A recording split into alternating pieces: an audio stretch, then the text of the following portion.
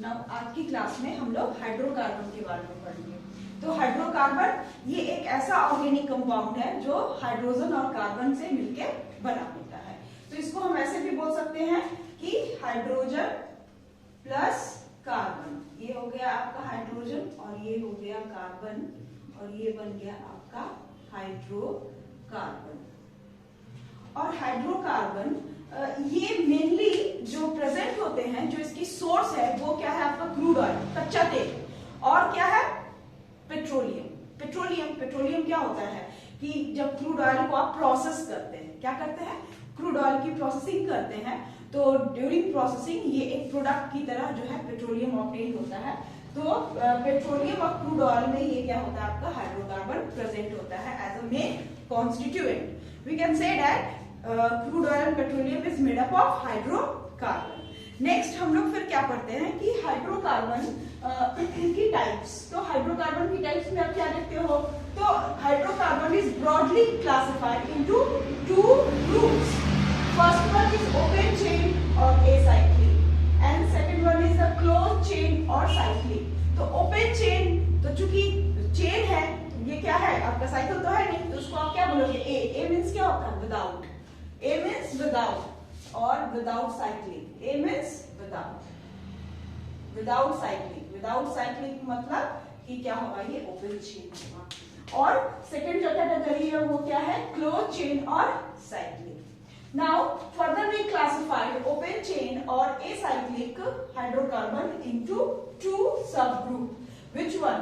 First one is saturated hydrocarbon called alkanes and second one is the unsaturated hydrocarbons called alkenes and alkynes.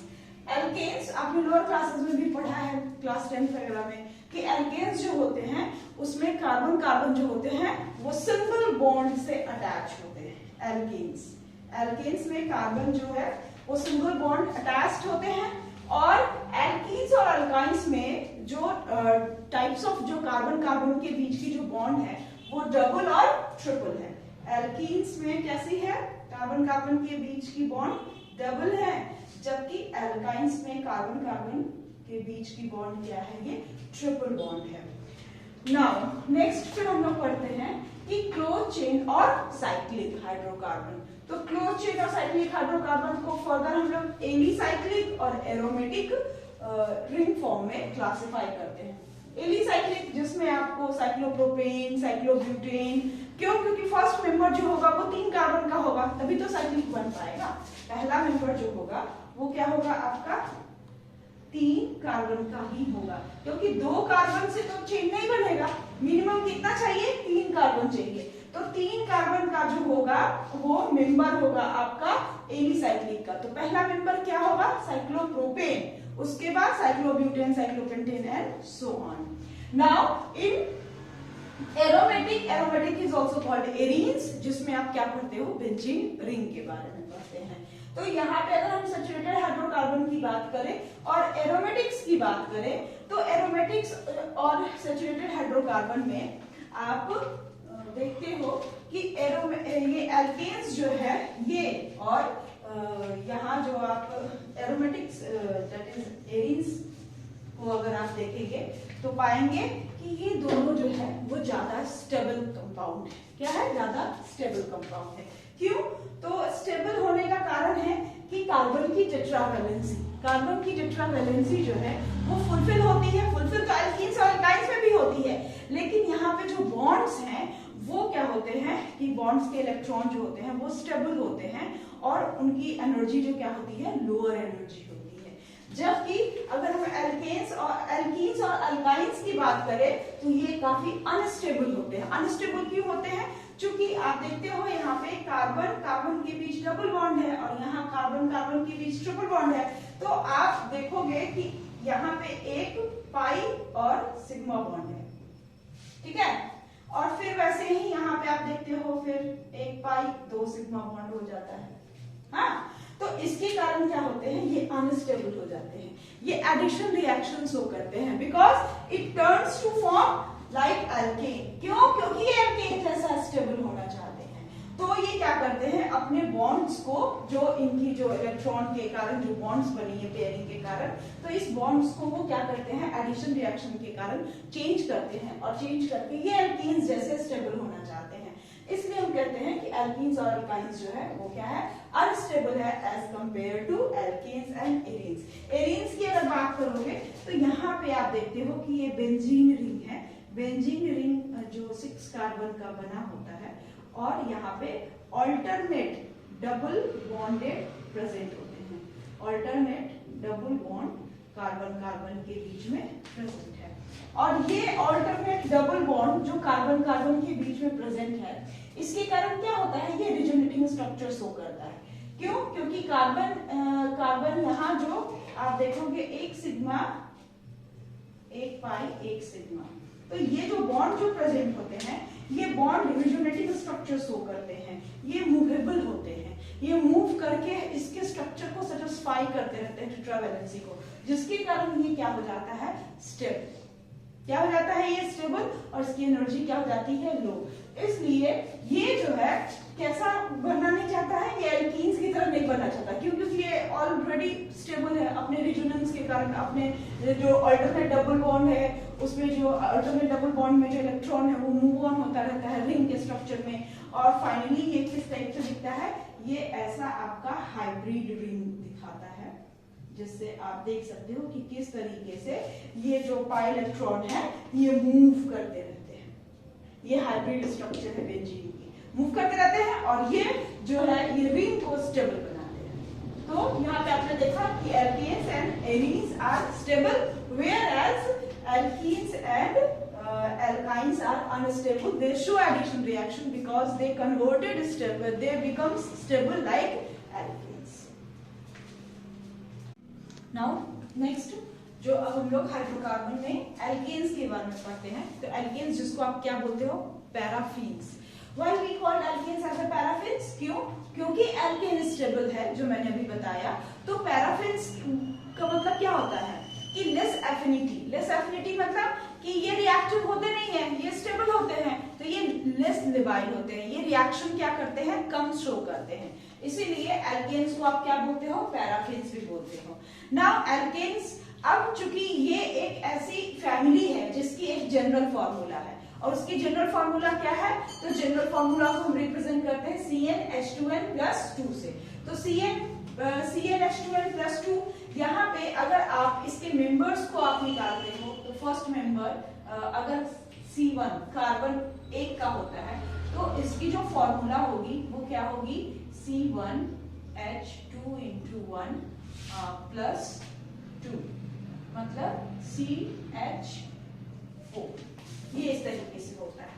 तो यहाँ पे आप इसको क्या बोलते हो, CH4, दैट मीन्स मीथेन। ये हो गया आपका फर्स्ट मेंबर मीथेन, जो एक कार्बन का है। दूसरा C2H6, that is ethane, and C3, 3 carbon का C3H8, that means propane, and further C4, तो C4H10, that means butane।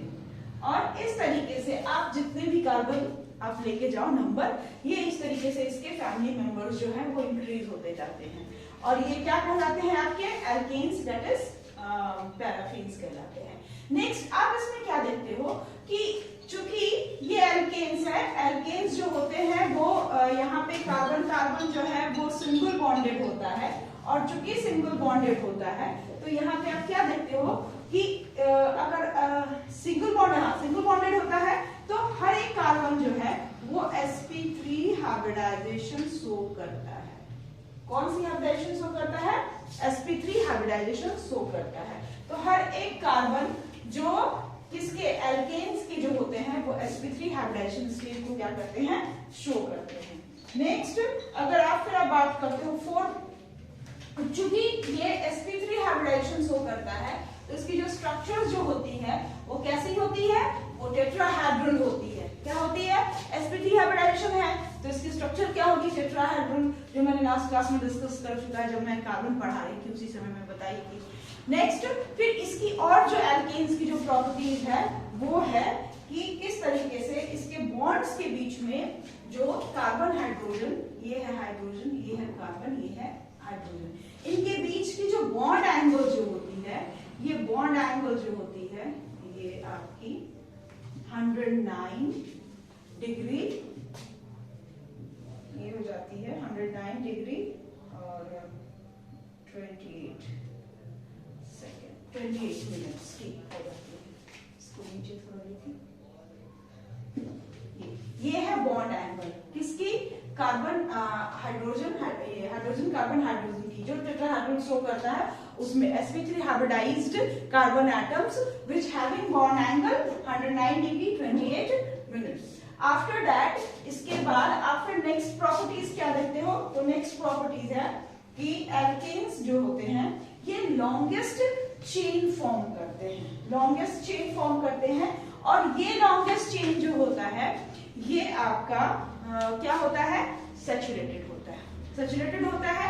Next फिर जो एल्केन्स की में आप लोग देखते हो वो है इसकी आइसोमर्स, कि एल्केन्स जो है वो आइसोमर्स भी फॉर्म करते हैं। तो आइसोमर्स फॉर्म करते हैं तो उसमें डिफरेंट आइसोमर्स फॉर्म करते हैं। देखें कि कौन सा कार्बन जो इसके नॉट कार्बन कि कौन सा मेंबर जो है इस फैमिली का वो कितना आइसोमर शो करता है। अगर आप बात करते हो कि ब्यूटेन की अगर बात करें तो ब्यूटेन जो है ये 2 आइसोमर शो करता है। पेंटेन की बात करो, ब्यूटेन में 4 कार्बन है, पेंटेन में 5 कार्बन है, पेंटेन, और पेंटेन जो है इसमें 3 आइसोमर्स है, पेंटेन के 3 आइसोमर्स है।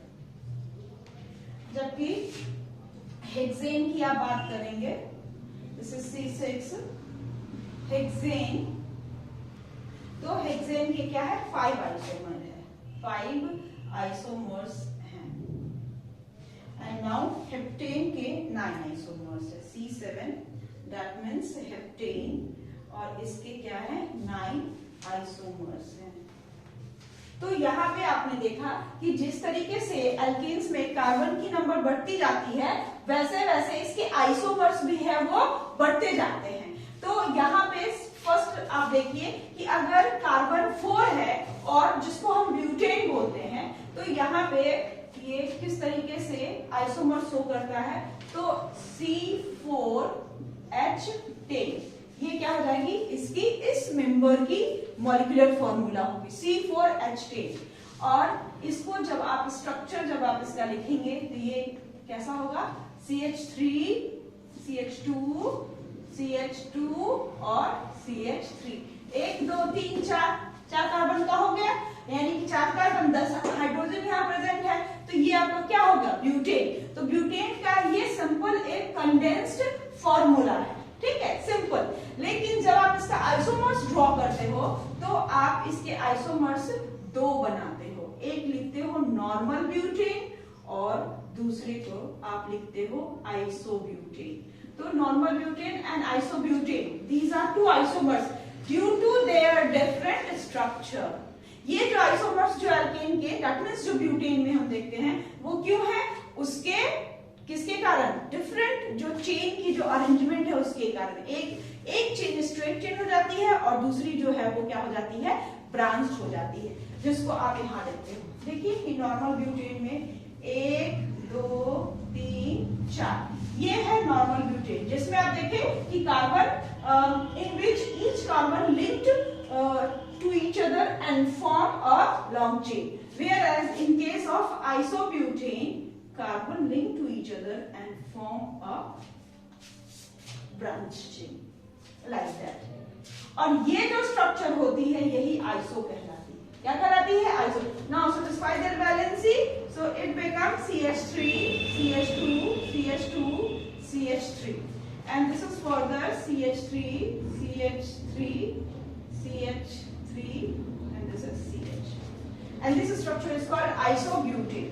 तो तो ये आपका नॉर्मल ब्यूटेन, ये आइसोब्यूटेन, ये ब्यूटेन का क्या हो गया आपके आइसोमर्स। वैसे ही आप पेंटेन का बनाते हो आइसोमर्स। पेंटेन के आइसोमर्स कितने होते हैं? तीन पेंटेन के आइसोमर्स होते हैं।